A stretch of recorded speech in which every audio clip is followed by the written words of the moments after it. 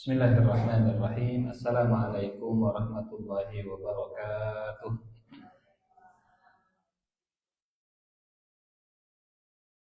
Alhamdulillahirabbil alamin wassalatu wassalamu ala asyrafil anbiya'i wal mursalin wa ala alihi wa sahbihi ajmain. Allahumma la ilma lana illa ma 'allamtana innaka antal alimul hakim. Allahumma 'allimna ma yanfa'una wanfa'na bima 'allamtana wa zidna ilman wa 'amalan ya rabbal alamin. Amma ba'd. Taramah Bapak Ibu sekalian. Alhamdulillah, mudah-mudahan pagi ini kita dapat ilmu yang bermanfaat, insya Allah. Mudah-mudahan kita semakin paham dan dimudahkan untuk mengamalkan ayat demi ayat Al-Quran. Tujuan kita bukan untuk menguasai 30 juz Al-Quran, tapi untuk tetap terus bersama Al-Quran, ya, walaupun keburu meninggal dan belum beres juz 27 yang penting sampai akhir hayat kita terus bersama Al-Quran, insya Allah. Saya juga nggak tahu apakah keumuran mau 30 juz tadabbur Al-Quran. Alhamdulillah. Seperti biasa kita mulai dengan tilawah, sama-sama baca surat An-Najm dari ayat 1 sampai ayat 26, satu halaman. A'udzu billahi minasy syaithanir rajim. A'udzu billahi minasy syaithanir rajim. Bismillahirrahmanirrahim.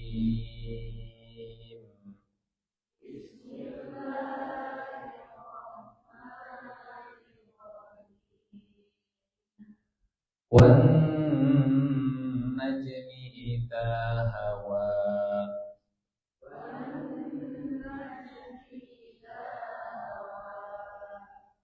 مَا ضَلَّ صَاحِبُكُمْ وَمَا غَوَى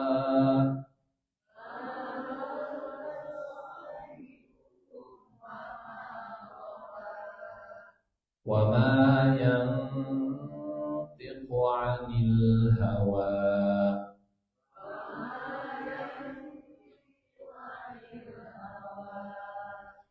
إِنْ هُوَ إِلَّا وَحْيٌ يُوحَى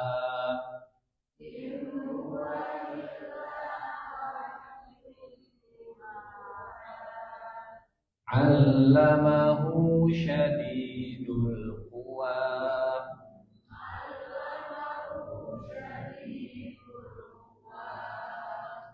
ذُو مِرَّةٍ فَاسْتَوَى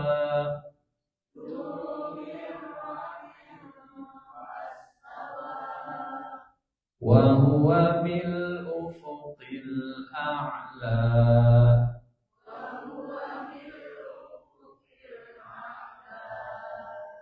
ثُمَّ دَنَا فَتَدَلَّى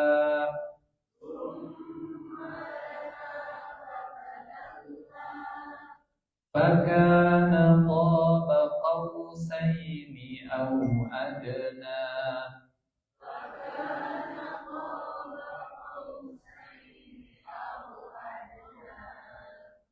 فَأَوْحَى إِلَى عَبْدِهِ مَا أَوْحَى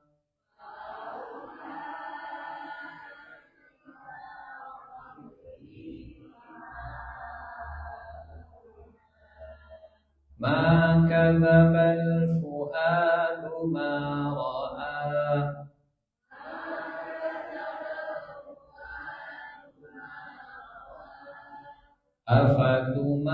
أَفَتُمَارُونَهُ عَلَى مَا يَرَى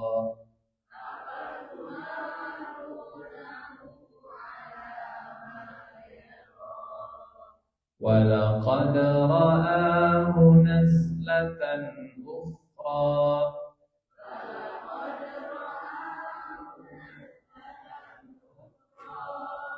عند سدرة المنتهى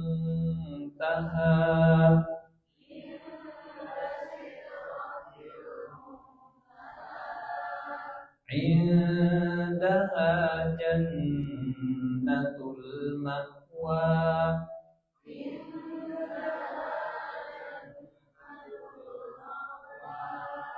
إذ يغشى السدرة ما يغشى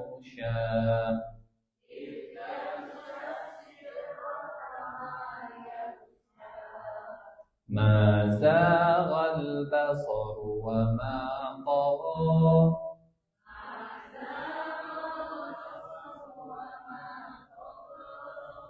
لقد رأى من آيات ربه الكبرى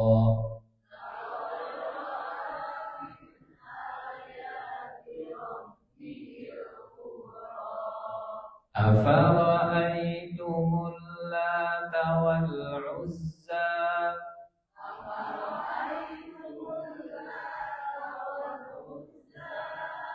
ومناة الثالثة الأخرى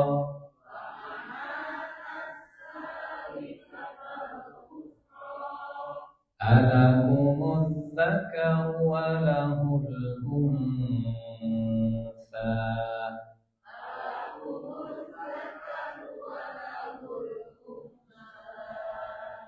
تلك إذا قسمة ضيزى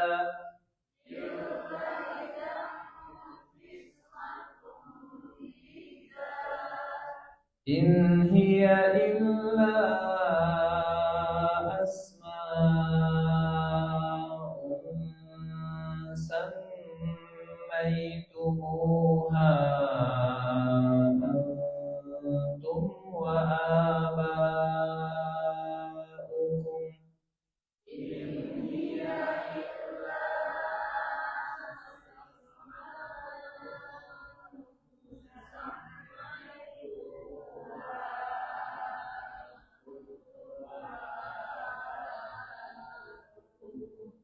ما أنزل الله بها من سلطان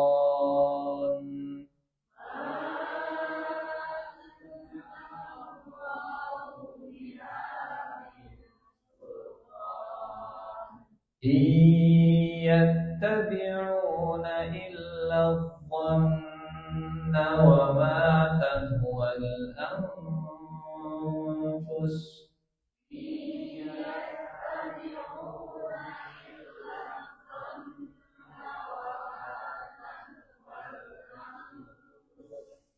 ولقد جاءهم من ربهم الهدى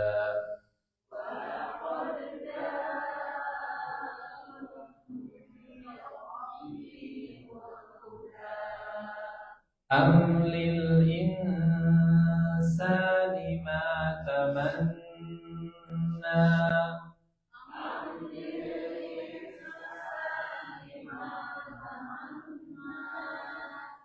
فلله الآخرة والأولى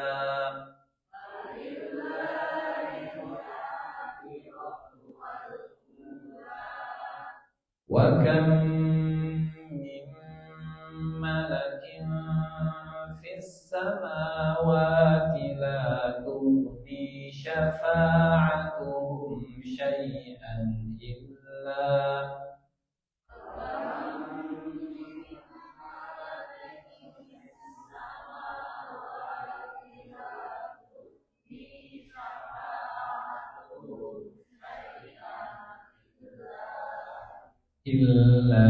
من بعد أن يأذن الله لمن يشاء ويرضى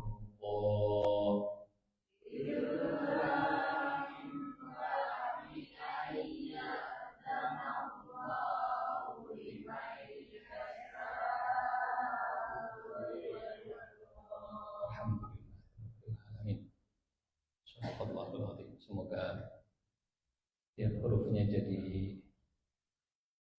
pahala, 10 pahala, dan jadi syafaat untuk kita semua insyaallah. Terakhir ayat 3. Betul? Ayat 3 surat An-Najm. Bismillahirrahmanirrahim. Wan najmi idza hawa ma dhalla sahibukum wa ma ghawa wa ma yantiqu 'anil hawa. Surat An-Najm turun di Mekah, audiensnya orang musyrik Quraisy. Temanya menguatkan, meyakinkan orang-orang Mekah bahwa Muhammad sallallahu alaihi wasallam adalah benar-benar nabi dan benar-benar menerima wahyu dari Allah. Bukan rekaan, bukan hasil produk pemikiran, bukan keluar dari hawa nafsunya sendiri. Wa ma yantiqu 'anil hawa. Dan yang diucapkannya tidaklah keluar dari kemauannya, tidak keluar dari hawanya. Sebelumnya kita membahas tentang makna hawa, artinya jatuh atau terbenam. Wan najmi idza hawa. Demi bintang apabila terbenam, demi bintang apabila jatuh. Dan hawa disebut hawa karena dia terperosok, terjatuh, terbenam. Tidak rising, tapi setting. Kan kalau bersinar rise, kalau terbenam set gitu ya. Sunrise dan sunset. Berarti terbenam bahasa Inggrisnya set. Satset berarti terbit dan terbenam. Satset. Wama yang tiqanil hawa, tidak berbicara dari jiwanya, dari hawanya, dari keinginannya semata. Dan kita belajar banyak dari Rasulullah Shallallahu Alaihi Wasallam, juga dari para sahabatnya, tentang berbicara yang tidak melibatkan hawa nafsu, berbicara yang seobjektif mungkin, berbicara yang meminimalisir subjektivitas. Yantiq anil hawa, wa ma yantiq anil hawa maknanya objektif. Unsur subjektivitasnya itu bisa di like and dislike-nya bisa diminimalisir. Kadang kalau like-nya besar karena suka, bicaranya jadi bluffing. Wah, dipoles, di make up, diangkat-angkat. Tapi kalau sudah dislike, kalau nggak suka, orang mau nama. Ada kelebihannya, ada. Naon berat badan paling susah untuk, kalau kata Imam Syafi'i, wa ainul hubbi an kulli aibin kalilatun. Wa ainul hubbi, dan mata orang yang cinta, an kulli aibin, dari semua kekurangan, dari semua aib, kalilatun, capek melihatnya. Maksudnya capek itu tertutup, nggak kelihatan. Wa ainur ridha, maaf, bukan begitu. Wa ainul hubbi, wa ainur ridha an kulli aibin kalilatun, wa ainus sukhti tudil masawiyah. Mata orang yang ridho, mata orang yang cinta itu terpejam kalau melihat keburukan, dan mata orang yang benci tubdil masawiyah, selalu bisa menemukan keburukan, kejelekan. Katingali we jelek nate. Jadi kalau pasangan jago untuk mencari kekurangan, berarti memang sudah wallahu a'lam bishawab. Tapi kalau apa ya kekurangan pasangan saya asa perfect dah, masya Allah. Kayaknya sempurna lah begitu. Berarti memang banyak cilah di matanya, jadi nggak bisa melihat kekurangan. Wa ma yantiqu 'anil hawa. Kita belajar dari Umar bin Khattab. Contoh aplikatifnya. Saat Umar jadi khalifah, saat beliau jadi pemimpin, berhasil menaklukkan Persia, ditakuti oleh Romawi.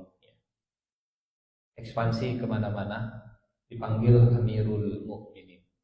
Lagi kumpul, lagi ngopi lah, biasa bapak-bapak mah ngopi.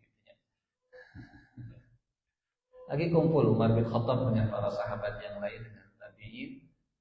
Kemudian ada yang nyeletuk, dan celetukannya muji. Kami belum pernah melihat ada orang yang lebih baik setelah Rasulullah Sallallahu Alaihi Wasallam selain engkau. Dan Umar setelah mendengar celetukan begini, langsung matanya natap tajam sambil dilihat satu persatu. Sampai akhirnya ada yang celetuk lagi, enggak. Saya melihat ada orang yang lebih baik setelah Rasulullah, tapi bukan kamu. Kata Umar, siapa? Abu Bakar. Benar. Kalian semua yang diam bohong semua. Jadi Umar bin Khattab menganggap biarnya orang lain terhadap pujian yang berlebihan itu sebagai bentuk persetujuan. Memang kalau buat kita Umar bin Khattab itu hebat. Dan mungkin yang berkomentar memang tidak disebut siapa yang memujinya, siapa yang menyeletuknya. Mungkin yang menyeletuknya itu orang yang tidak pernah melihat Abu Bakar As-Siddiq. Mungkin memang tidak disebut. Tapi yang ada di sekitar Umar itu nggak semuanya nggak kenal Abu Bakar. Tapi mereka diam. Mereka diam dengan pujian tadi. Umar lagi pemimpin, Umar jadi khalifah, Umar jadi Amirul Mukminin, kemudian ada yang memuji. Umar marah, tajam matanya. Kata Umar, demi Allah, aku dulu lebih sesat dari ontaku, sedangkan Abu Bakar lebih harum dari wangi kasturi. Ini wama yang yantiqu 'anil hawa. Umar tidak berbicara dari hawanya, karena kalau bicara dari hawanya, mantap, inilah rakyat yang seperti ini yang harus di-upload, yang harus dibesar-besarkan dan seterusnya. Kata Umar, yang lebih baik, setelah ada yang komentar, Abu Bakar lebih baik dari Rasulullah. Kata Umar, benar. Walaupun itu menempatkan Umar di posisi ketiga. Rasulullah Sallallahu Alaihi Wasallam, kemudian Abu Bakar, kemudian Umar bin Khattab. Dan kita belajar dari surat Al-Kahfi, kisah Nabi Musa alaihissalam waktu menyebut saya. Kan Bani Israel setelah selesai kajian nanya ke Nabi Musa, wahai Musa, ayyuna si a'lam, siapa manusia yang paling pintar, siapa manusia yang paling luas wawasannya? Kata Nabi Musa sambil melihat Bani Israelnya, karena tidak pernah mencicipi pendidikan di istana Firaun, pendidikannya tidak tinggi, tak banyak yang terpelajar. Dia kata Nabi Musa, saya. Siapa yang paling pintar? Saya. Buat kita, statement Nabi Musa itu tidak salah. Tapi di sisi Allah, statement ini tidak tepat. Dan itu yang jadi asbab Nabi Musa diperintahkan belajar lagi ke Khidir. Belajar lagi. Saat mengatakan, saya paling pintar, saat itu juga Musa disuruh kuliah lagi. Tinggalkan Bani Israelnya, tinggalkan dakwahnya, kuliah lagi. Siapa yang menjaga Bani Israel? Ya, ada Nabi Harun, yang lain lah ditinggalkan. Artinya belajar lagi, sekolah lagi, kuliah lagi, itu sejajar dengan berdakwah, bahkan sejajar dengan orang yang perang berjihad. Di akhir surat At-Taubah Allah menegur kalau semuanya angkat senjata. Wa ma kana al-mu'minuna liyanfiru kaffah. Dan jangan semua orang beriman itu pergi ke medan perang. Sebagian ada yang thalabul ilmi, supaya pulang perang mereka ngasih tahu, mereka ngasih peringatan lagi. Walaupun statement Umar tadi menempatkan Umar di posisi nomor berapa? 3. Posisi nomor 3. Ali bin Abi Thalib, ini yang senada ya, yang sefrekuensi ceritanya waktu beliau jadi khalifah. Kemudian ada yang nanya pastinya tabi'in, karena mereka tidak sempat bertemu dengan Rasulullah Shallallahu Alaihi Wasallam. Ya Amirul Mukminin, wahai Ali bin Abi Thalib, siapakah orang yang paling pemberani, jagoan, syuja', man asja'una? Siapakah orang yang paling pemberani? Dengan harapan mereka akan mendengarkan jawabannya adalah saya, mama. Nah, dengan itu siapa yang paling pemberani?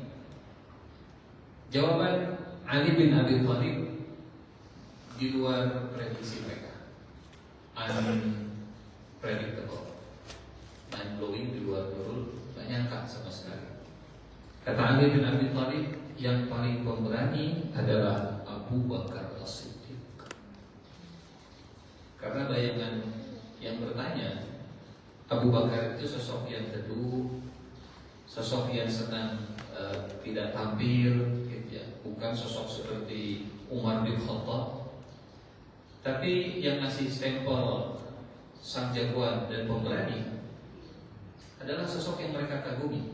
Mereka kagum dengan keberanian Ali bin Abi Thalib, tapi saat ditanya, kata Ali, yang paling berani Abu Bakar. Kata mereka, kok bisa? Kenapa Abu Bakar? Ali kemudian cerita, saat Rasulullah Shallallahu Alaihi Wasallam masih di Mekah, waktu sedang tawaf, para sahabat lagi duduk di sekitar Ka'bah, nggak ikut tawaf, lagi ngobrol aja, ngobrol biasa. Tiba-tiba mereka lihat Rasulullah dicegat sekelompok orang musyrik Mekah. Kemudian yang satu dorong, yang satu narik, yang satu jemput, diganggu Rasulullah lagi tawaf. Ini sahabat mereka bingung. Kalau ikut campur pasti jadi bulan-bulanan. Kalau nggak ikut campur itu Rasulullah Sallallahu Alaihi Wasallam. Jadi akhirnya ini jangan dibayangkan jumlah umat Islamnya sudah banyak, gitu. Masih sedikit, masih dakwahnya sembunyi-sembunyi, atau dakwahnya awal-awal. Sampai akhirnya Abu Bakar, kata Ali bin Abi Thalib, fanafadana Abu Bakar. Kata Abu Bakar, Ali, kering, mohon. Abu Bakar kemudian menyingkirkan kami, awas. Kemudian masuk ke komplotan penjahat tadi dan didorong satu-satu. Kali itu, masuk ya. Karena penjahat kan mau ngikir, bisa menyingkirkan. Iya, benar. Dorong satu-satu. Terbakar masih Abu Bakar melihat Rasulullah Shallallahu Alaihi Wasallam diganggu sedang tawaf. Dan akhirnya jadi bulan-bulanan Abu Bakar As-Siddiq sampai pingsan, wajahnya itu bengkak, wajahnya sudah setebal, bengkaknya setebal hidungnya. Ya Allah. Kebayang dan pingsan.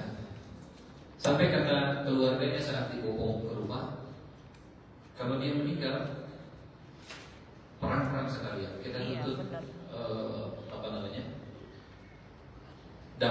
dia berada. Kita tuntut harta, denda pembunuhan. Siuman Abu Bakar As-Siddiq, kalimat pertama yang terucapnya bukan, kalau di film-film kan biasanya tiba-tiba kameranya yang tadinya gelap, layarnya yang tadinya gelap, kemudian muncul tiga mata dan remang-remang. Kemudian itu film apa ya? wajahnya remang-remang dan orang. Pas kebuka, pertanyaan pertama, saya ada di mana? Kemudian terdengar bunyi tit, tit.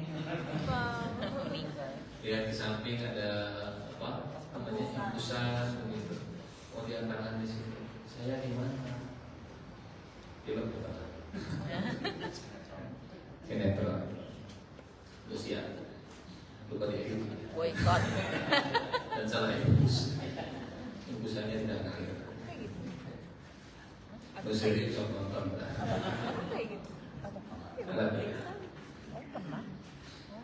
Kalimat pertama Abu Bakar, Ma'adha fu'ila bi Rasulillah.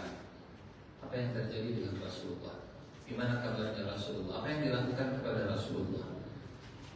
Kata bapaknya, kata Abu Quhafah, Muhammad baik-baik saja. Karena bapaknya belum masuk Islam. Baru masuk Islamnya nanti di peristiwa Fathu Makkah. Ini masih di Makkah, belum hijrah ke Madinah. Kata Abu Bakar, saya pengen lihat beliau, saya pengen tahu kabarnya, saya pengen bangun, saya pengen datang ke rumah Rasulullah memastikan. Kata keluarganya, jangan, masih sakit, masih diinfus, belum boleh keluar. Apa-apa, surat paksa pulang. Amin. Sampai akhirnya anaknya Abu Bakar, Asma, kemudian datang ke Rasulullah Shallallahu Alaihi Wasallam, masih tahu kalau Abu Bakar sudah siuman. Dan Rasulullah datang ketuk pintu. Pas datang kata Abu Bakar, ya Rasulullah, saya baik-baik saja ya Rasulullah. Anda bagaimana keadaannya? Kata Ali bin Abi Thalib, itulah yang paling pemberani. Itulah yang paling pemberani. Walaupun statementnya Ali itu menempatkan Ali tidak di posisi nomor satu. Walaupun statementnya Ali tidak membuat beliau akhirnya dipuji-puji oleh pendukungnya. Begitu. Wah, memang pemimpin kita yang paling pemberani. Yang paling pemberani adalah Abu Bakar. Yang lebih hebat dari yang hebat setelah Rasulullah SAW bukan saya tapi Abu Bakar As. Ini wa ma yantiqu 'anil hawa. Saat dipuji dan tahu kita tidak di posisi itu, kemudian kita kembalikan kepada yang lebih berhak. Ibu mani gelis. Alhamdulillah. Kan saya yang bilang. Alhamdulillah. Ibu mani gelis. Alhamdulillah. Oma yang terpaling Allah kembalikan Allah yang punya. Alhamdulillah. Bapak mani kasep. Alhamdulillah. Alhamdulillah. Dalam surat ini, wa yuriduna an yuhmadu bima lam yaf'alu. Ada ayat dalam surat Ali Imran ayat 188. Ali Imran 188. La tahsabanna alladhina yafrahuna bima atau wa yuhibbuna an yuhmadu bima lam yaf'alu fala tahsabannahum bimafazatin minal azab walahum azabun alim. Jangan kalian menyangka orang-orang yang gembira dengan apa yang telah mereka kerjakan dan mereka suka supaya dipuji terhadap perbuatan yang belum mereka kerjakan.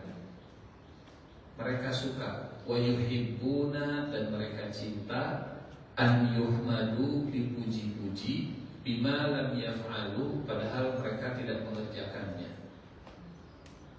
Jadi senang dengan pujian yang kosong atau palsu. Bahasa kita apa? Senang dijilat. Oh, benar. Salah ya. Salah. Wa yuhibbuna dan mereka cinta an yuhmadu, dipuji, bima lam yaf'alu, padahal mereka tidak begitu, padahal mereka tidak mengerjakannya.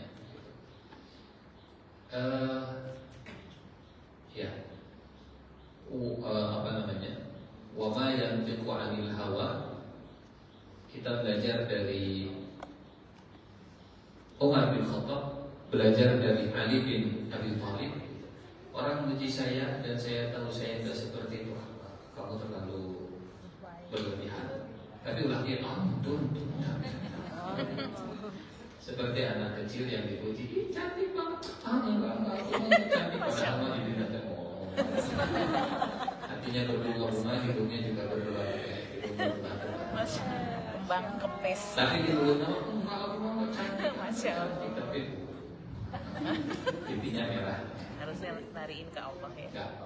Wa yuhibbuna an yuhmadu bima lam yaf'alu. Mereka suka dipuji dengan apa yang tidak dikerjakan. Objektivitasnya Umar yang sangat objektif dan tidak terbuai dengan pujian. Itu bagian dari wa ma yantiqu 'anil hawa. Mengakui keutamaan Abu Bakar meski sedang berpuasa. Dan saat Umar bin Khattab jadi khalifah, kemudian diminta untuk ceramah, diminta untuk orasi, diminta untuk khutbah. Biasa kalau sudah dilantik suka orasi politik. Biasanya Rasulullah Shallallahu Alaihi Wasallam itu 1, 2, 3 tangga. Kemudian giliran Abu Bakar turun 1 tangga, giliran Umar 3 turun 1 tangga lagi. Saat ditanya kenapa, ya posisi saya tidak sama seperti Abu Bakar. Tapi giliran Utsman di posisi Rasulullah. Oh, kenapa? Dan saat ditanya, saat ada yang bertanya, kenapa Utsman ngambil posisi yang sama dengan Rasulullah? Kata yang lain, kebayang namun Utsman turun, berikutnya di bawah tanah pasti. Oh iya benar ya, betul. Karena kalau dilanjutkan itu akan jadi satu sunnah kebiasaan. Oh turun. Iya betul. Turun dari tanah. Maka Utsman mengambil ijtihad. Ini bukan perintah Rasulullah. Ya. Nabi tidak memerintahkan nanti kalau saya meninggal pemimpin setelah saya tong ayah di dia guru dihanam saya. Itu ijtihadnya Abu Bakar yang diikuti oleh Umar, tapi tidak diambil oleh Utsman. Dan akhirnya setelah Utsman ya posisinya normal lagi, mengikuti Rasulullah Sallallahu Alaihi Wasallam lagi. Dua-duanya benar. Utsman mengikuti posisi di mana Rasulullah berdiri, Abu Bakar dan Umar mengikuti tapi dengan menghormati. Iya. Dua-duanya sama-sama berkhutbah di atas mimbar. Di atas mimbar. Cerita berikutnya ini aplikasi dari wa ma yantiqu 'anil hawa. Kalau tadi pujian, kalau sekarang teguran, berani mengatakan yang hak walaupun itu pahit ke diri sendiri. Iya. Bapak Ibu pasti pernah mendengar kalimat ucapkanlah yang benar walaupun sakit. pahit. Qulil haqqa walau kana murrah wa in kana murrah. Yang harus digarisbawahi dan dicatat kalimat qulil haqqa walau kana murrah itu bukan pahit untuk yang mendengar, tapi pahit untuk yang bicara. Karena pahit itu bukan di sini, pahitnya di dia. Di sini mah nggak ada istilah pahit. Pahit dari dia. Iya benar ya, di lidah. Pahit itu rasa di lidah, Iya. bukan rasa di telinga. Enggak. Asbabul wurudnya, asbabul wurud itu apa? Asbabul wurudnya, konteksnya, latar belakangnya. Kalau ada pedagang yang barangnya cacat, sampaikan kebenaran walaupun pahit. Iya. Pak, saya tiba ada jual handphone. Baru tuh Ustaz, second. Wah, tuh second macam tuh. Ya, sana second tuh. Dia cacat. Dia cacat. Sudah dijailbreak, sudah di root, sudah di seberapa harganya? 20 juta. Ya, mahal tuh. Qulil haqqa walau kana murrad. Sampaikan yang benar walaupun pahit. Walaupun saya menyampaikannya satu pekerjaan harganya. Itu makna wainkan. Walaupun di mulut yang nama yang baik-baik. Baru asli baru dari jatuh. baru di restart, baru pengennya dipoles, pengennya dipermak sedemikian rupa supaya orang itu supaya bentuknya besar. Jadi yang nama itu nyindir, tapi kita bungkus dengan bahasa yang halus saat menasihati. Padahal di rumah yang mati para nanti kita bayar pokok bibirnya gitu. Tapi tahan yang keluarnya tetap manis, yang masuk ke telinganya tetap manis walaupun dia nama di sini pahit. Jadi pahitnya di sini bukan di telinga audiens. Katakan yang benar walaupun pahit. Teladan Umar bin Khattab, kisahnya insyaallah masyhur. Salah satu kebiasaan Umar di malam hari beliau biasa ta'assas, belusukan bahasa kita. Lewat ke satu tenda, kemudian Umar mendengar ada bayi yang nangis dan didiamkan. Kata Umar, buka, kata orangnya di susuan lah, di mimi. Akhirnya dia ambil bayinya. Kemudian dilepas lagi dan nangis lagi. Lama bayinya nangis, Umar datang lagi. Susuan lagi, taruhnya di susuan lagi. Bagi sebutnya dengan buatnya. Dilepas lagi, nangis lagi. Sampai 3 kali kata Umar, karunya itu bukan susuan. Ceritanya Umar bisa bersaudara gitu ya. Susui anaknya. Kata ibunya, Anda siapa? Pokoknya ikut campur karena anak saya. Kata Umar bin Khattab, kenapa ibu gak mau menyusui anaknya? Kenapa gak sampai kenyang? Kata ibunya, saya ingin segera menyapih anak saya. Saya ingin segera menyapihkan suami. Ya. Saya pengen anak saya berhenti nyusu. Kenapa? Kata ibunya, karena saya ingin dapat tunjangan segera dari pemerintah. Tunjangannya akan diberikan kalau anaknya itu disapih. Kalau anaknya sudah disapih, artinya sudah 2 tahun, nanti dapat tunjangan. Nah, saya pengen segera dapat tunjangan karena saya butuh duitnya. Makanya anaknya dilatih supaya terus-terusan lepas dari ASI. Umar langsung kok, cilaka. Sudah berapa banyak bayi yang tidak dapat ASI ibunya gara-gara kebijakan yang dibuat Umar bin Khattab. Akhirnya saat itu juga Umar kemudian mengubah kebijakan, ya, langsung telepon ke Menteri Pemberdayaan Perempuan dan Anak. Tidak adanya Menteri Pemberdayaan Bapak dan Suami, ya, PPA ya, Pemberdayaan Perempuan dan Perlindungan Anak, ya, PPPA. Nah, yang belum ada adalah Pemberdayaan Bapak dan Perlindungan Suami. Langsung nelfon, ubah kebijakannya ganti. Sejak lahir langsung dikasih tunjangan. Jadi nggak harus nunggu 2 tahun dulu, nggak harus nunggu selesai disapih dulu, langsung dari bayi dikasih tunjangan. Dan pagi harinya saat Umar menjadi imam, Umar menangis. Jadi pemimpin seperti Umar bin Khattab, sosok seperti Umar bin Khattab, wama yang anil hawa. Memang ayat itu tentang Rasulullah Sallallahu Alaihi Wasallam. Tapi ayat ini juga berlaku kepada umat Nabi, berlaku kepada kita. Al-Quran bukan cuma cerita, Al-Quran bukan bicara fakta, Tapi Al-Quran juga panduan dalam hidup kita. Apa panduan dan aplikasi dari ayat wa ma yantiqu 'anil hawa? Di antaranya ini lagi dipuji dan tidak berhak kembalikan kepada pemiliknya. Kalau salah, ini salah saya, ya saya akan ubah. Tidak menyangkal, tidak denial, bahkan tidak menyudutkan orang yang jadi korban. Ibu udah, gara-gara ibu, harusnya ibu kan sampai sini sabar. Wa ma yantiqu 'anil hawa. Jarang Pak Ustaz. Ulang. Jarang. Wal ayat.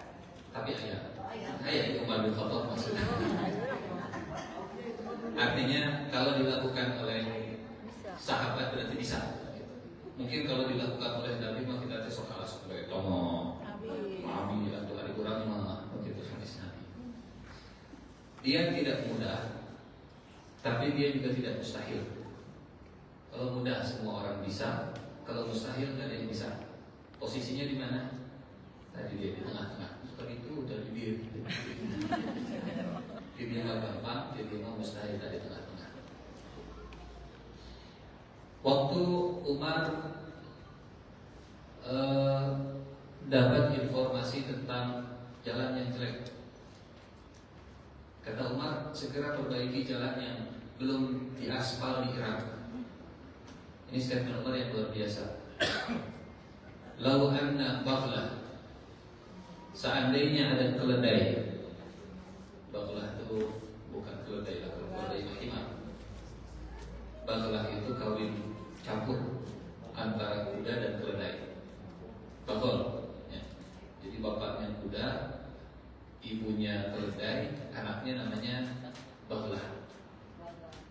Jamaknya baghol, bigol, bahasa Indonesianya begal. Jadi begal itu salah urus, salah didik, dan guna keledai.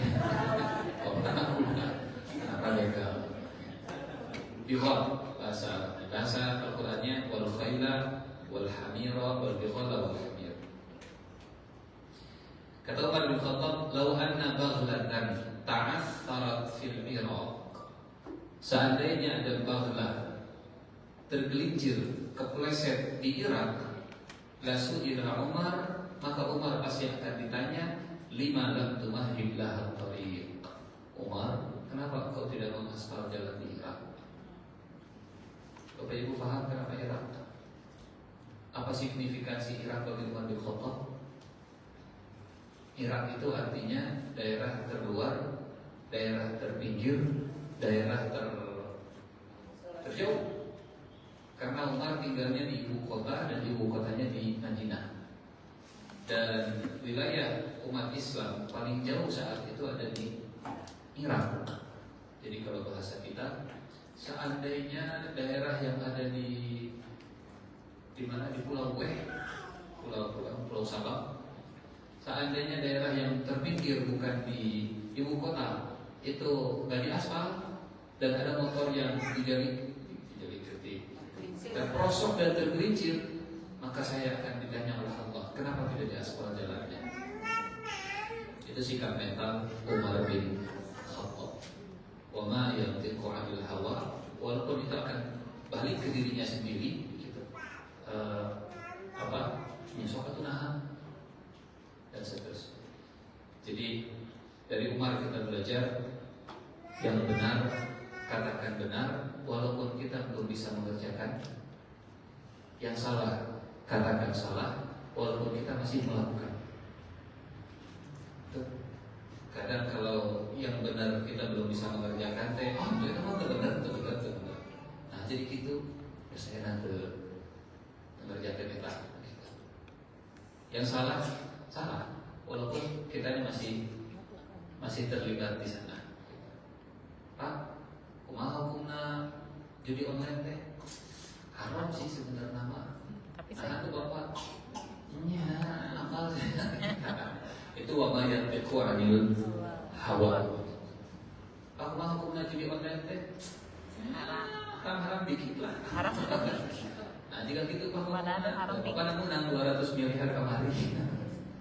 Wama yang yantiqu 'anil hawa. Kita belajar lagi dari Nabi. Tadi sudah Umar, sekarang dari Nabi. Waktu perang Badar, Rasulullah Shallallahu Alaihi Wasallam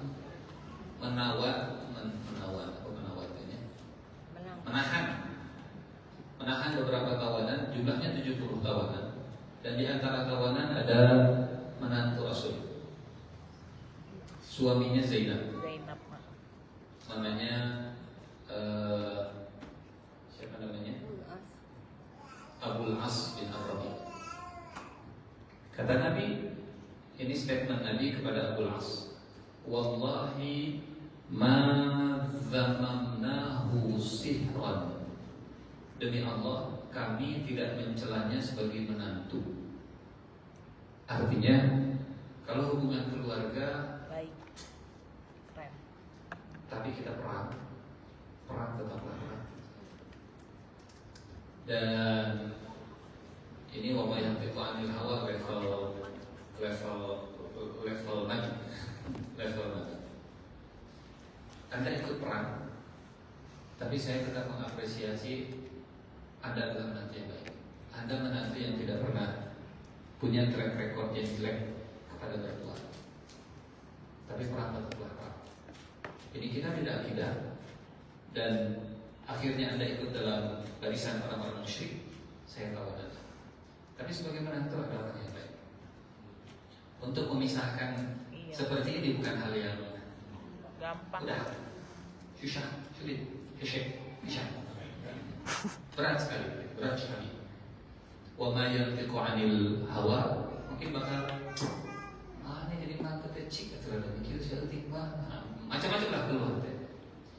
Ya teh, bapak serangan dirinya ada dia kalah dia dituci. Wallahi ma tamamnahu sihran.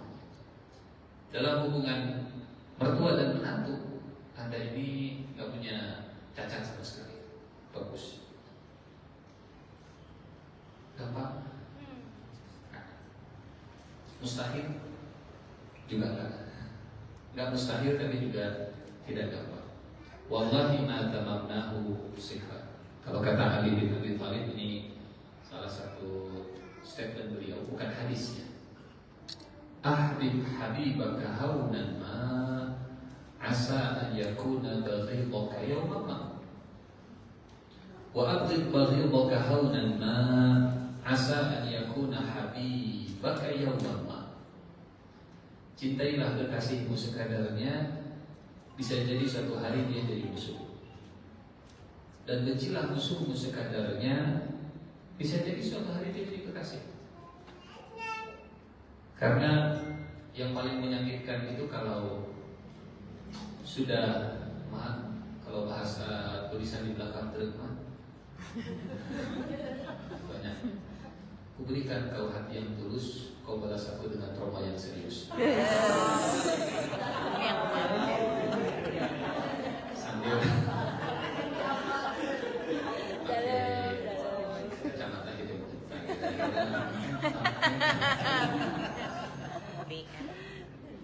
Kata Ali bin Abi Thalib sekadarnya, sewajarnya saja. Karena manusia bisa berubah. People change. Hari ini kawan, besok jadi lawan. Hari ini lawan, besok jadi kawan. Di surat Al-Maidah ayat ke-8. Wala yajrimannakum syana'anu qawmin ala alla ta'dilu i'dilu huwa aqrabu littaqwa. Ini kita masih di ayat depan, wa ma yantiqu 'anil hawa, mengamalkan ayat wa ma yantiqu 'anil hawa. Dan jangan sampai kebencianmu terhadap satu kaum mendorongmu bersikap tidak adil. Berlaku adillah, karena adil itu lebih dekat kepada takwa. Kehul kasih etate, tapi dia punya kelebihan. So, bisa nggak menyebutkan kelebihan orang yang kita benci? Kalau bisa, berarti mudah-mudahan rada ayat wa ma yantiqu 'anil hawa. Lagi konflik suami sama istri, misalnya saya begitu. Mampukah saya menyebut kebaikannya? Bisa? Kalau bisa, berarti sekali ayalah gitu wa ma yantiqu anil hawa. Tapi kalau Abu Muhammad tidak punya kebaikan sama sekali, jahat Abu Muhammad tiba-tiba oke, habis semua kebaikannya. Wa ma yantiqu anil hawa. Wala yajimannakum syana'an, kebencian jangan sampai membuat kita menyeret kita untuk bersikap tidak adil. Dan keadilan itu lebih dekat dengan ketakwaan. Jangan memuji karena kepentingan, jangan mencela juga karena ada keuntungan, atau sebaliknya. Atau sebaliknya.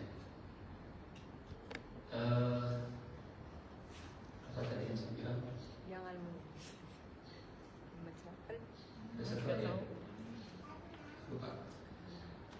Wala yajrimannakum syana'an qaumin 'ala alla ta'dilu i'dilu huwa aqrabu littaqwa. Bahkan hadis ini, Bapak Ibu, hadis ini dimaknai tentang ya turunan dari wa ma yantiqu 'anil hawa, itu kalau hawa nafsunya jadi Tuhan dan berbicaranya menuhankan hawa nafsu. Walaupun disebutnya syirik khafi, syirik tersembunyi. Ya ayyuhan nas ittaqu hadza syirk fa innahu akhfa min dabibin namli. Yang lebih samar daripada langkah semut di batu hitam di malam hari yang gelap. Mencintai orang zalim karena ada kepentingan. Bapak memang harus banget. Ya tuntut. ABS. Asal Bapak senang. Asal Bapak sukses, asal Bapak senang. Membenci nasihat yang benar karena hatinya terluka atau egonya tersentuh. Wa ma yantiqu 'anil hawa, dan tidak terima koreksi padahal koreksinya sesuai dengan wa ma yantiqu 'anil hawa. Masih wa ma yantiqu 'anil hawa. Jadi Rasulullah Sallallahu Alaihi Wasallam saat menerima wahyu tanpa harus dibubu-bubu lagi, langsung disampaikan apa adanya. Tidak perlu di make up lagi, dipoles, dikasih apa namanya, di foundation, dikasih setelah foundation pakai apa lagi? Eyeshadow, blush on, katanya, dibelum, poles sana, poles sini, poles sana, poles sini, nggak perlu. Wama yang anil hawa. Nabi saat menyampaikan ayat Al-Quran, seperti itu downloadnya, seperti itu juga ditransfernya, seperti itu diterimanya, seperti itu juga disampaikan tanpa makeup.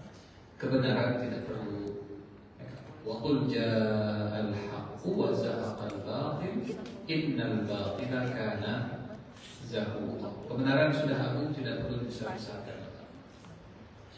Dan kebatilan sudah hina, nggak perlu dihina-hina lagi, nggak perlu makanya nggak perlu hadis palsu, nggak perlu sebenarnya, karena hadis palsunya kita sudah cukup. Berbohong atas nama Nabi Muhammad Sallallahu Alaihi Wasallam dengan niat yang baik, nggak usah. Seolah kalau berbohong atas nama Nabi Muhammad Sallallahu, misalnya Ustaz, niat saya itu baik, ingin supaya orang semangat untuk beramal soleh, berbuat baik. Saya bikin hadis versi 2025. Ini disampaikan oleh Rasulullah Sallallahu Alaihi Wasallam. Barang siapa yang push up setiap hari 10 kali, itu kabur, nggak mau lunak. Barang siapa yang push up setiap hari 10 kali, maka akan capek. Barang siapa yang bekerja di hari Senin, maka besoknya dia akan ketemu hari Selasa. Hadis riwayat Muslim. Gak perlu untuk membuat hadis palsu atau hadis yang rada disohih-sohihkan supaya kelihatan sohih padahal palsu, dengan tujuan supaya orang semangat beribadah. Kebenaran tidak perlu pakai make up. apa yang disampaikan Nabi itu sudah perfect, sudah sempurna. Dan kebatilan juga sudah hina, nggak perlu dihina-hina lagi.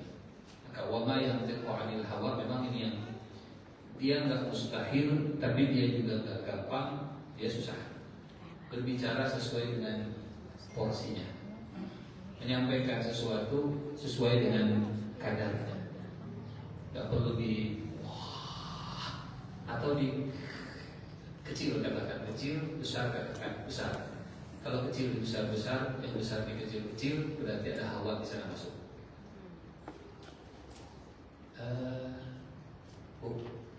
Terang si ibu itu kumaha nyata di sini tadi ibu tuh langsung si ibu itu makan di makin masalahnya kecil tapi di besar-besar. di besar-besarkan atau besar. Ini permasalahan besar. Tapi gampang kan anjing saya beres kalau mama beres. Karena apa beres kan. Justru biasanya yang begitu sok. Iya. Ini urusan penting dan mendesak, tapi dianggap tidak penting dan tidak mendesak. Wa ma yantiqu 'anil hawa. Belajar dari wa ma yantiqu 'anil hawa. Buat saya dan buat kita semua Bapak Ibu. Ya, mudah-mudahan seperti tadi ya, kita ingin diperlakukan orang, maka seperti itu kita memperlakukan orang.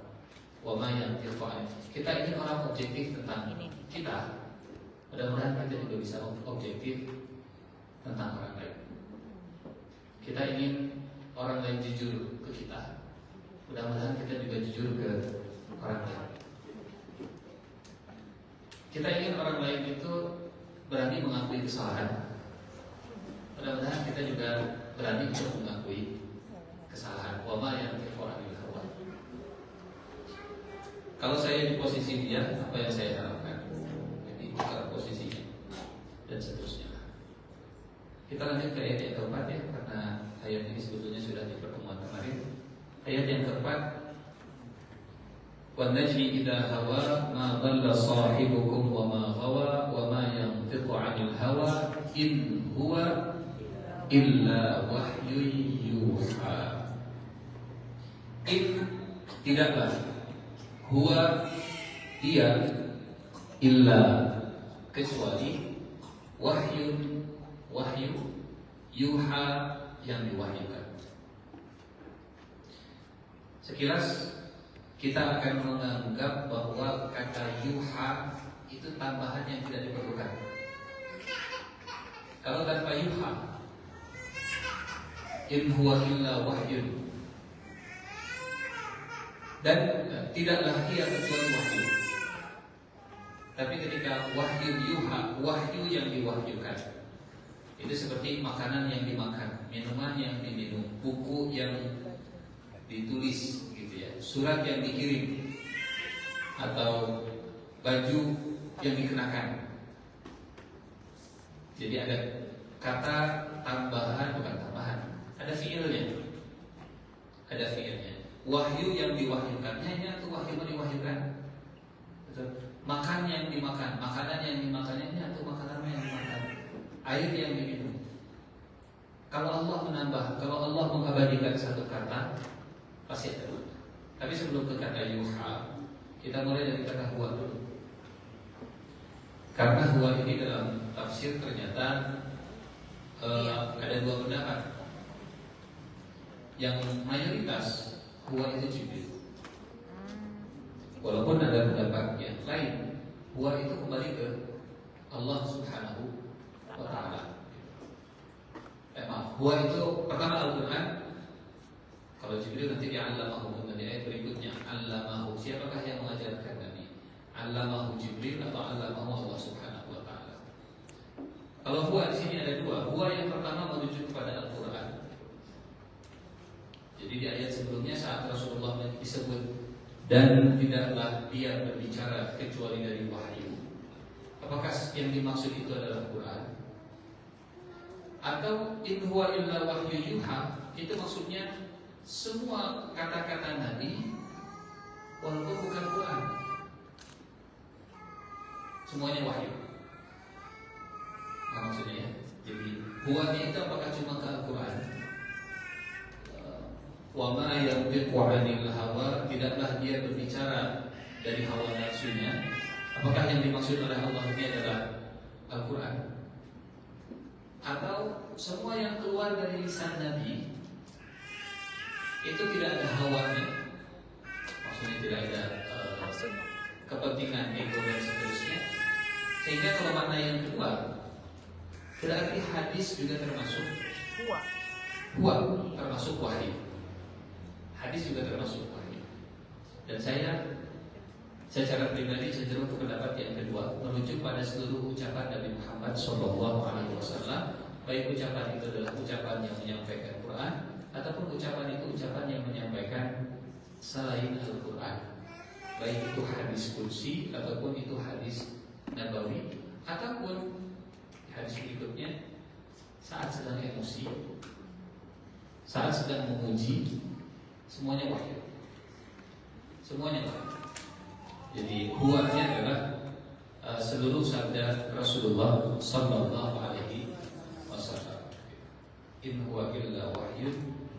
Memang kalau makna yang kedua, maka kata yuha itu nanti jadi agak butuh pendalaman lagi.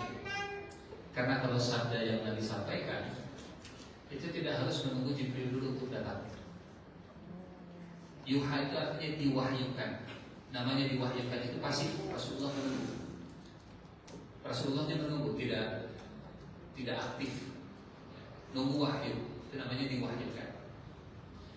Kalau Quran ya, Quran itu nggak akan disampaikan oleh Nabi. Nabi nggak akan ngomong kalau belum diwahyukan. Tapi kalau hadis, kalau obrolan sehari-hari Rasulullah SAW, nggak perlu nunggu Jibril dulu. Nah, itu makanya yang akhirnya kita mau pilih Quran atau pilih wahyu. Kalau pilih Quran berarti yang dimaksud dengan wama yang yantiqu 'anil hawa itu Quran. Tapi kalau kita memaknai hadis, berarti yuha itu ya saat Nabi menyampaikan sabdanya, nunggu Jibril dulu untuk mengajarkannya. Dan saya paham maksudnya ya. Karena lihat dua pendapat ini, pendapat yang muktabar, pendapat yang bisa kita temukan dalam tafsir. Utamanya kalau ingin merujuk tafsir yang ingin tahu siapa pendapat fulan, itu lebih enak ke tafsirnya At-Tabari. Karena kalau At-Tabari metode dalam penulisan tafsirnya begini. Pendapat pertama begini, orangnya fulan. Pendapat kedua begini, tafsir yang kedua begini maknanya. Pendapat ini disampaikan oleh fulan. Itu metodenya Imam At-Tabari dalam tafsir. Dan pendapat yang kedua, in huwa, itu merujuk kepada ucapan Nabi. Ini berangkat dari hadis Rasulullah SAW sendiri saat beliau menyarankan kepada Abdullah bin Amr bin As, ya, anaknya Amr bin As, untuk menulis semua yang keluar dari lisan Nabi. Kita pernah menyampaikan ini ke Quran? Sudah ya. Jadi dicatat semuanya. Kabatuk nogi dicatat. Haji Rasulullah batuk alhamdulillah, mengucapkan alhamdulillah. Rasulullah berbicara kemudian diam. Fasakata hunaiha, maka Rasulullah terdiam sesaat. Itu sampai dicatat. Rasulullah ketika khutbah matanya memerah dan suaranya tinggi, sampai dicatat. Kalau sekarang kan lagi di chatting begitu, bertanya dengan nada lembut,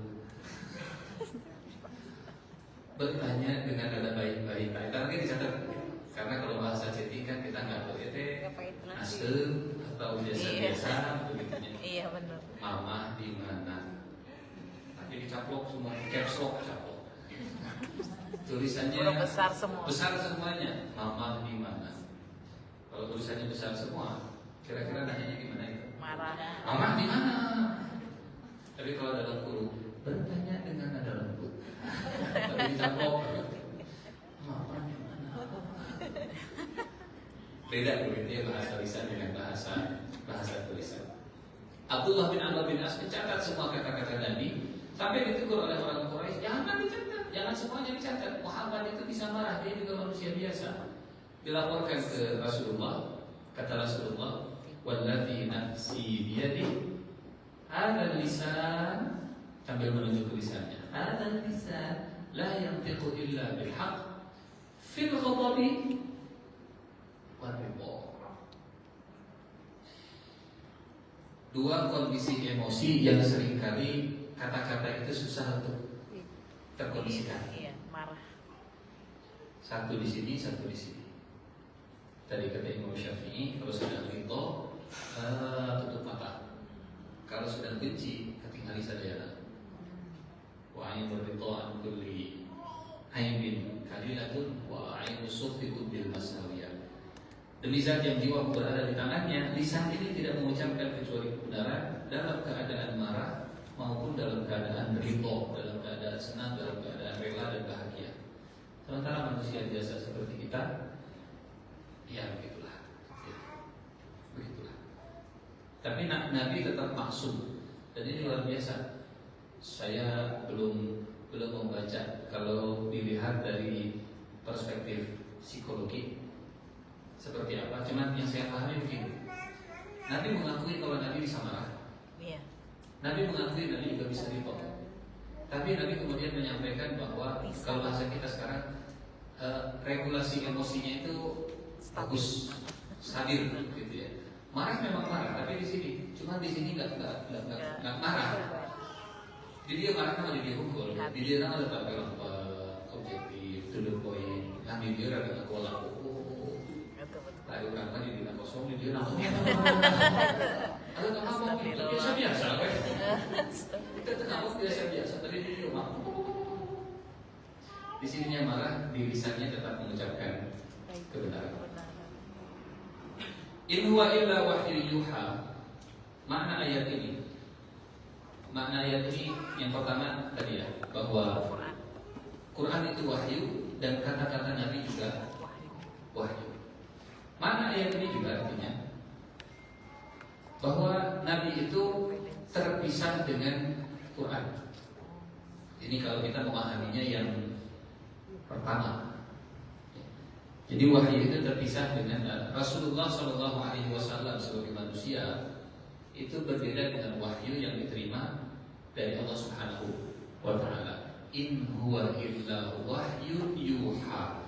Yang diucapkannya adalah wahyu yang diterimanya. Wahyu Rasulullah. Ayat ini adalah dalil yang sangat kuat. Nabi dengan wahyu itu entitas yang berbeda. Nabi dengan Quran, kalau wahyunya di mana ya Quran, itu dua hal yang terpisah. Dan itu maknanya Al-Quran bukan rekaan Rasul, bukan produk pemikiran Rasulullah SAW. Nabi tidak punya kendali untuk memanggil atau menolak wahyu. Jibril itu datanglah Jibril, nggak bisa dipanggil Allah. Datangkanlah Jibril supaya wahyu ini datang. Datangnya tidak diundang, Pulangnya juga tidak diantar. Jelangkung. Saat Jibril datang, Rasulullah tidak bisa menolak. Jibril datang, kata, kita mencuci piringnya, kamu nggak sekarang, ya, nggak bisa. Saat Jibril datang, Rasulullah tidak bisa menolak, dan saat Jibril pergi, Rasulullah tidak bisa menahan. Wahyu yang terpisah. Ini makna yuha, diwahyukan kepadanya. Redaksinya menggunakan kalimat pasif. Kalimat pasif itu, ya, dia tidak aktif, dia cuma nunggu, gitu. Tidak punya kendali terhadap wahyu. Makanya ada ayat dalam surat apa? Al-Duha. Surat Al-Duha. Kalimat dalam ayat ini menunjukkan bahwa wahyu itu di luar kendali Nabi. Jadi pernah Rasulullah Shallallahu Alaihi Wasallam itu merasa ditinggalkan oleh Allah karena wahyu nggak turun-turun, karena wahyu nggak datang-datang, sampai akhirnya muncul omongan yang macam-macam. Kata Siti Khadijah, jangan-jangan Allah sudah mengucapkan selamat tinggal. Kalau selamat tinggal itu nadanya masih positif ya. Suami dan istri, kemudian yang satu pergi ke luar negeri, selamat tinggal papa ya, yang selamat tinggal, masih positif menurut saya. Tapi komentar orang-orang musyrik Mekah, Muhammad sudah dibenci oleh Tuhannya, Muhammad sudah tak dipakai lagi oleh Tuhannya. Muhammad ini, putar bahasa kita seperti tisu toilet. Astagfirullah. Tisu toilet itu Sudah dipakai dibuang. Sudah dipakai dibuang, seperti keset. Sudah diinjak, kemudian membersihkan, setelah itu ditinggal pergi, seperti dorong mobil mogok. Dan dalam bahasa Arab, dibuang setelah dipakai, habis manis. Sepah dibuang. Sepah dibuang, bahasa Arabnya khola. Kola. Khola. Kalau wada'a itu berpisah, dua orang yang saling mencintai atau orang yang saling menyayangi. Kalau berpisah itu wada'an. Wada'an itu selamat, sampai ketemu lagi atau sampai jumpa. Tapi untuk orang yang sayang. Dan Allah mendikasikan dua-duanya. Ma wadda'aka rabbuka. Ka'amal kola. Kenapa dipisah wa maqalanya? Kita tadabur surat Al-Duha. Kenapa tidak ini redaksinya? Ma wadda'aka wa ma qalaka rabbuka. Kenapa wa maqalanya dipisahkan di ujung? Enggak meninggal. Karena Allah tidak menjadikan Rasulullah itu putar. Wa maqala itu image-nya negatif sekali. Wa maqala itu jelek sekali image-nya. Seolah Nabi itu seperti sepah Habis manis. yang sudah habis kemudian dibuang. Itu namanya qalam. Dan itu tidak cocok, tidak layak, tidak pantas disematkan ke Allah, sehingga dibuang dan tidak ditempel. Wa ma qalaka rabbuka. Wa ma qala tidak disebutkan Allahnya dan tidak disebutkan Nabi Muhammadnya. Wa ma qala. Tapi kalau wadda'aka rabbuka. Oh ya, berpisah tapi kalau Itu perpisahan antara yang saling mencintai. Seperti Tuhan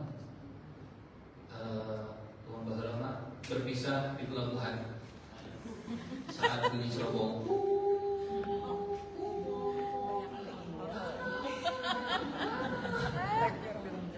Malah benar. Teknik. Itu namanya wada'aka rabbuka. Dan itu menunjukkan bahwa wahyu Rasulullah terpisah. Kemudian di peristiwa hadisul ifki, ini kita sedang mentadabburi kata yuha. Yuha itu diwahyukan. Yuha itu kalimat pasif.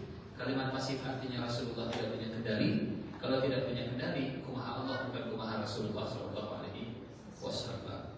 Maka saat Nabi ada di posisi yang butuh wahyu, kalau wahyu itu dalam kendali Nabi, bisa kepada saat itu juga langsung. Iya, betul. Kalau Allah Taala, Allah berfirman. Firman. Tapi karena wahyu dalam kendali Allah, di luar kendali Nabi, dalam peristiwa hadisul ifki, sehingga dia cerita Siti Aisyah yang difitnah, Siti Aisyah yang dituduh, Siti Aisyah yang dikatakan selingkuh, selama 1 bulan lebih wahyu tidak turun. Rasulullah sudah terpojok, Rasulullah posisinya itu susah. Pertama, sebagai seorang pemimpin harus bersikap adil, transparan. Dan sekarang tuduhannya semakin kuat. Semua media sosial, FYP dan sudah viral kalau ini ada affair di belakang dan seterusnya. Tapi Rasulullah yakin, nggak mungkin seperti ini. Sudah tanya sana, tanya sini, tanya. Rasulullah sudah investigasi ke semuanya. Apakah pernah ada hubungan di luar rumah tangga? Semuanya bilang enggak. Bahkan termasuk asisten Aisyah, namanya Barrah. Nabi nanya, ada nggak sesuatu yang mencurigakan dari Aisyah, yang aneh dari Aisyah? Kata Barrah nggak ada. Cuma satu saja yang ada aneh. kalau lagi bikin adonan suka tidur sampai akhirnya adonannya dimakan ayam, ya ampun rada aneh. Tapi nggak ada kaitannya dengan masalah suka, misalnya suka susu rebutan kemudian cium. Bisa kayak gitu. Suka ketawa-ketawa sendiri, mojok sambil pegang handphone, gitu. Atau orang sudah tidur, ya lampu sudah mati, tapi wajahnya glowing. Wajahnya glowing, wajahnya glowing, dan suaminya langsung nanya, Ustaz, tadi Pak Ustaz masih zikir apa ke istri saya? Kenapa gitu? Atau kalau malam sudah gelap, wajah istri saya di balik selimutnya jadi bersinar. Ape. Ada nggak yang mencurigakan? Nggak ada yang mencurigakan. Semua investigasi mengarah kepada tidak ada bukti, tapi isu sangat kuat. Iya. Dan Nabi posisinya dilema begitu. Iya. Posisinya susah. Pasti. Dan harus ada Penengah. otoritas yang lebih dari Nabi yang menengahi semua konflik tadi, semua antara isu dengan posisi Nabi, supaya tidak ada konflik of Interest. Kalau kata Nabi, Penting. istri saya tidak bersalah. Kira-kira omongan orang orientalis hari ini gimana? Astagfirullahaladzim, ya Allah. Coba jika seorang mungkin begitu. Tapi ketika otoritas itu turun dari langit, walaupun turunnya itu setelah 30 hari, Betul.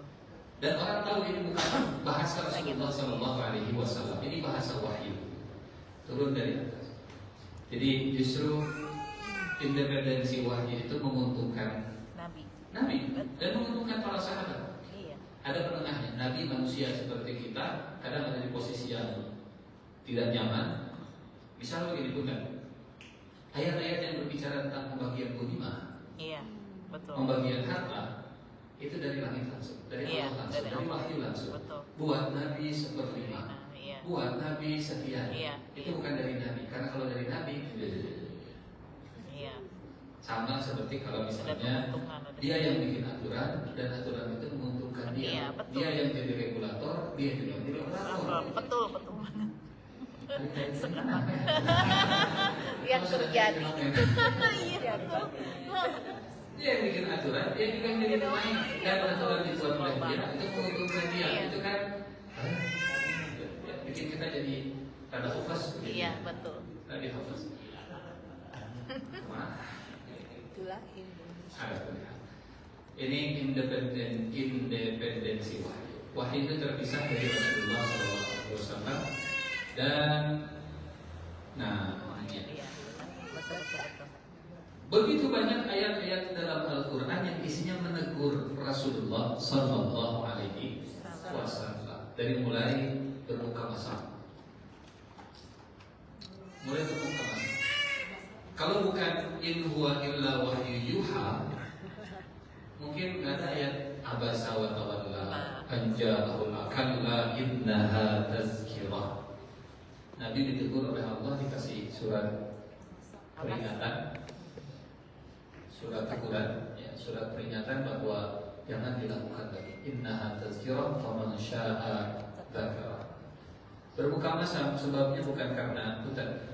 Nabi ditegur bukan benar atau salah.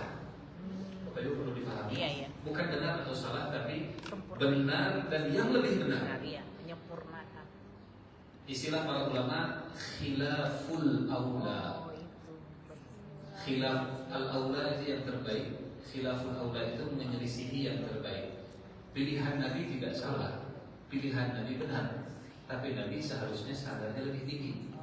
Harusnya yang lebih benar yang dipilih oleh Nabi. Jadi bukan benar salah, ditegur bukan karena salah, tapi ditegur karena tidak memilih yang lebih baik lagi. Namanya khilaful aula. Bukan karena salah. Karena Nabi ketika berbuka masa, Nabi lagi dakwah yang logikanya masuk. Logika masuk itu begini. Kalau saya mendakwahi Abu Jahal, kalau saya mendakwahi Xi Jinping, Si Cina. kalau saya mendakwahi Presiden. Vladimir Putin, kalau saya mendakwahi Emmanuel Macron, kalau saya mendakwahi Donald Trump, kalau saya mendakwahi apa? Tanya Nata na. Neta na. Bukan ya. Males. Tok kagok Ustaz. Kalau saya mendakwahi pemimpin-pemimpin kafir begitu dan mereka masuk Islam, oh dahsyat efeknya. Iya. Tiba-tiba, Risma, namanya Pak Ustaz, kajian dia di komite. Kira Donald Trump ya. Yes. Donald Trump ya. Kalau Donald Trump masuk Islam, oh manfaatnya untuk seluruh dunia. Kan aja Xi Jinping ya. Kalau Xi Jinping masuk Islam, manfaatnya buat umat Islam sedunia. Itu Rasulullah waktu itu. Dan logikanya masuk. Nabi lagi dakwah kepada pembesar. Kalau pembesar masuk Islam, umat Islam itu punya kekuatan dan payung. Iya. Datang Allah bin Maktum, ikut di kajian itu, terus nanya, ya Rasulullah, tolong kasih saya nasihat, tolong kasih saya nasihat. Karena ini yang lebih prioritas. Ini lebih prioritas. Tapi Rasulullah tidak ngomong, cuma ekspresinya saja. Abasa bermuka masak, watawala kemudian berpaling, tapi tidak bilang. Dan tidak membuat Abdullah bin Umi Maktum tersinggung. Iya orang matanya butuh. Karena dia, tapi nggak bilang begini. Kayak gedungnya, Tuhan nggak segera. Terus akhirnya dia pejabat ya. Jadi bermuka masaknya tidak dilihat dan berpalingnya juga tidak terlihat. Tapi ada yang terlihat. Allah Subhanahu wa Ta'ala. Sehingga kata Allah, kalla innaha tazkirah. Jadi ditegur bukan karena salah, ditegur karena Untuk mencari yang lebih baik. ada yang lebih baik lagi. Amma manista. Dan ayat ini adalah Berarti salah ya. salah satu ayat dalam Al-Quran yang digunakan oleh para ulama untuk, khususnya ulama kontemporer, menyusun fikih, namanya fikih prioritas, Oh. fikih aulawiyah, fikih prioritas. Salah satunya ini. Ayat ini kemudian menjadi salah satu landasan. Mana sih yang lebih prioritas, ini atau itu, ini atau itu? Mana sih yang lebih prioritas mencium hajar aswad tapi sambil Allahu Akbar? Iya bener, Masya Allah. Atau tidak mencium hajar aswad tapi dari jarak jauh, tapi tidak bersikutan. Mana yang lebih prioritas? Ini sunnah. Iya bener. Gitu ya, nyium hajar aswad. Tapi nyelakain orang, melukai orang lain. itu dosa. Ini ya nggak nyium, cuman kiss baik, Bismillahirrahmanirrahim, artinya. Tapi tidak melukai orang lain. Mana yang prioritas? Mana yang lebih prioritas, mengejar sunnah, menyakiti perasaan, atau cuman istilah, tapi tidak ada perasaan orang lain yang tersakiti? Yang kedua. Contohnya begitu. Mana yang lebih prioritas? Saat Sholat di rumah. yang wajib sedang dikerjakan, Iya. tapi yang wajibnya itu bersifat hablum minan nas, hablullah. Oh. Dan yang satu, misalnya Hubungan dengan manusia. hablum minan nas, bisa kita lagi sholat, imamnya sana sedikitnya di luar. Imamnya kayak tiba-tiba langsung jatuh. Ganti. Apakah kita melanjutkan sholat atau ada yang membatalkan sholat untuk membawa imam ke rumah sakit? Diganti. Itu bagian dari fikih Prioritas. prioritas. Atau nanti masuk Allah kata dari sholat. Enggak. Jadi beberapa orang yang ada di belakang imam batalkan sholatnya. Iya. Bantu. Kemudian bawa imamnya, sisanya Bagi lanjutkan lanjut. sholat. Sisanya lanjutkan sholat. Mana yang lebih prioritas? Sholat sunnah atau menyambut panggilan orang tua? Orang tua Jadi sholat. batalkan sunnah kan? Sunnah. Wajibnya orang berbakti. Mana yang lebih prioritas? Menyambut panggilan pasangan atau melanjutkan saum sunnah? Panggilan pasangan lah.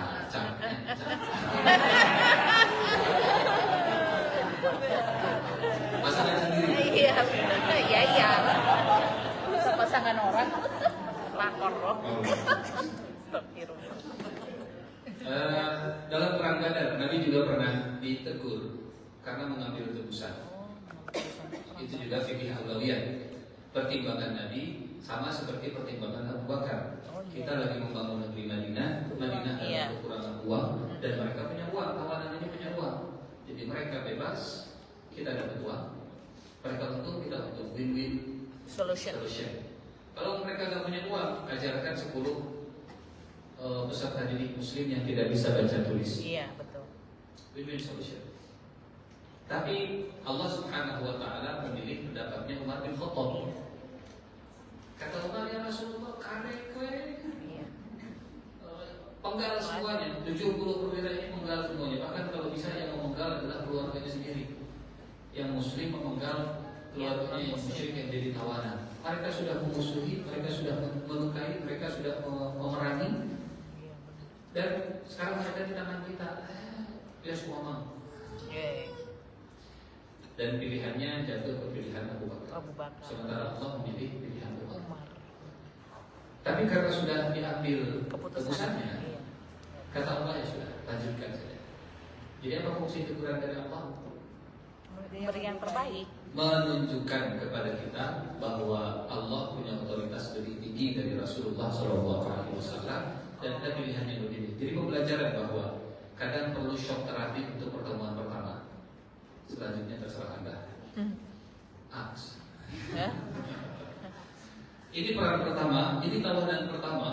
Maka Allah lebih memilih pendapat Umar, kasih mereka kejutan, kasih mereka shock terapi supaya mereka nggak macam-macam lagi. Tapi karena Rasulullah itu sangat pengasih dan penyayang, sehingga milih yang Abu Bakar. Ya, ditegur bukan karena salah, tapi ditegur karena ada yang lebih baik lagi. Yang terakhir bagi penutup tentang ayat mengharamkan madu, surat Tahrim. Surat At-Tahrim.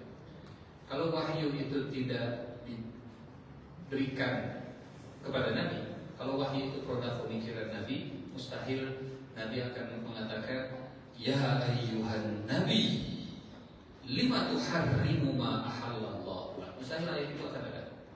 Wahai Nabi, mengapa engkau mengharamkan apa yang Allah halalkan kepadamu? Jadi logika bahasa saja nggak masuk kalau itu dibuat oleh Nabi sendiri. Iya. Hei Isa, kenapa engkau tidak makan sayur asam? Padahal itu Allah halalkan kepadamu. Itu nggak masuk logika bahasanya. Secara logika nggak masuk. Sehingga yang di saat Nabi menahan hak pribadinya, Nabi tidak sedang mengharapkan sebetulnya. Nabi cuma bilang, saya tidak akan minum lagi. Kalau yang lain mau makan silahkan, kalau yang lain mau minum silahkan. Tapi kata Allah, kenapa kau mengharapkan apa yang Allah halalkan? Tabtaghi mardhata azwajik, karena engkau menginginkan ridho dari istri. Jadi mau minum madu Laila. Kata siapa? Kata Aisyah dan kata Hafsah. Oke, alhamdulillah, baguslah kalau begitu. Karena Nabi suka minum madu di rumahnya Zainab bin Jahash. Setiap berkunjung ke rumahnya Zainab pintar menyembuhkan manisan. Dan itu membuat Nabi jadinya lama kata Aisyah. Masya Allah. Masya Allah. Ngobrollah dengan Hafsah. Nanti kalau Rasulullah keluar dari rumahnya Zainab, kita bilang, supaya nggak makan madu lagi. Pas datang ke rumah Hafsah, ya Rasulullah, Para bohong. tidak, saya nggak makan yang bau-bau, tidak makan durian, tidak makan jengkol dan sebagainya. Baru makan madu. Oh, mungkin madunya madu bunga pakai. Astagfirullahaladzim, gimana? Bahasanya demikian. Dan kata-katanya Hafsah dengan Aisyah sama. kata Nabi ya sudah, kalau begitu saya tidak akan minum.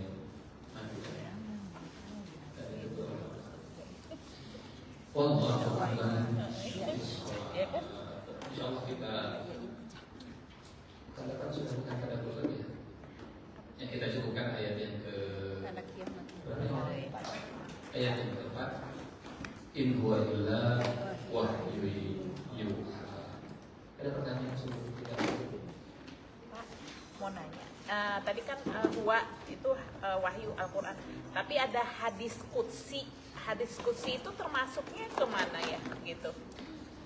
Hadis qudsi itu posisinya di antara hadis nabawi dengan Al-Quran. Jadi kalau Al-Quran itu huruf per hurufnya berpahala. Kalau hadis Nabi huruf per hurufnya tidak seperti pahala Al-Quran. Di saat kita membaca at-tahuru syatrul iman, pahalanya tidak dihitung dari huruf per huruf. Itu hadis nabawi. Kalau hadis qudsi itu firman Allah tapi redaksi Nabi.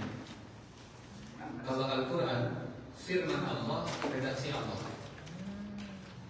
Kalau hadis nabawi itu maknanya dari Nabi, redaksinya juga dari Nabi, tapi tidak bertentangan dengan Al-Quran, selaras dengan Al-Quran. Nah, jadi posisinya Quran, hadis qudsi, hadis Nabi. Apa yang membedakan antara Quran dengan hadis? Kalau Quran pasti sahih semuanya. Kalau hadis ada hadis yang sahih, ada hadis yang hasan, ada hadis yang dhaif, ada juga hadis yang maudhu, walaupun judulnya hadis qudsi. Walaupun qudsi. Karena orang bisa saja bikin dari Rasulullah, Allah berfirman begini, selama statusnya masih hadis, maka hukum dhaif, hukum maudhu itu masih berlaku. Selama statusnya masih hadis. Kalau Quran ada istilah riwayat yang maudhu, Quran itu sahih semuanya. Itu sedikit perbedaan hadis. Sebentar dulu sih. Kalau hadis mutawatir gimana? Kalau mutawatir itu cara penyampaiannya. Jadi mutawatir itu yang mendengarkan Rasulullah ada banyak, lebih dari 3. Kemudian disampaikan dari sahabat ke tabi'in lebih dari 3. Misalnya Nabi sahabat mendengarkannya 5. Hadis ini didengarkan 5 sahabat. Masing-masing sahabat menyampaikan kepada 5. Nanti tabi'in menyampaikan ke tabi'in 5. Itu namanya mutawatir. Jadi yang banyak menyampaikan kepada yang banyak, menyampaikan kepada yang banyak, dan mustahil mereka berkomplot untuk membuat sesuatu yang dusta. Itu mutawatir. Kalau ahad itu mungkin yang mendengar dari nabinya 1, tapi setelah itu sampaikan kepada yang banyak. Nah, Al-Quran itu sifatnya mutawatir. Yang mutafaq alaih itu. Kalau mutafaq alaih itu kesepakatan antara ulama Bukhari dan Muslim. Jadi ada hadis riwayat Bukhari, ada hadis riwayat Muslim. Kalau muttafaq alaih, Bukhari dan Muslim sepakat dalam dua-duanya. Ada hadis yang ala syarril Bukhari, yang meriwayatkannya yang lain, tapi syarat-syarat dalam periwayatannya itu sama seperti syarat periwayatannya Imam Bukhari. Kualifikasi dalam menyampaikan beritanya, standarisasi dalam menyampaikan beritanya seperti syaratnya Imam Bukhari. Ini mustalah atau istilah-istilah yang memang pentingnya untuk dibahas dalam ilmu hadis pada waktunya, insyaallah. Kita tutup dengan doa kafaratul majlis. Subhanallah wa bihamdika asyhadu an la ilaha illa anta astaghfiruka wa atubu ilaik. Assalamualaikum warahmatullahi wabarakatuh.